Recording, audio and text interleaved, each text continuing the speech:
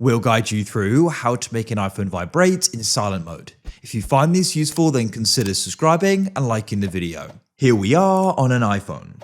So having your iPhone go and vibrate in silent mode is really convenient because you may be in a quiet or a space just where you don't want your iPhone to make a loud sound, but when it goes and vibrates, you can still go and know that you've got a notification or a call coming through and you don't go and miss it.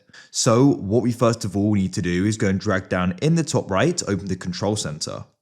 So you can go and see here, this is highlighted, indicating silent mode is on.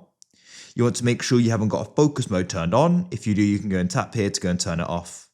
Now what we want to do is come into settings, scroll down, find the option for sounds and haptics, and you then want to go down to haptics in ringtone and alerts. So you want to have either of the two options selected, either play in silent mode, haptics are vibrations, or you can always play, which means even if your iPhone is not in silent mode, it will go and play. Don't go and use these bottom two options, otherwise that isn't going to apply. So you want to go and use one of the top two options.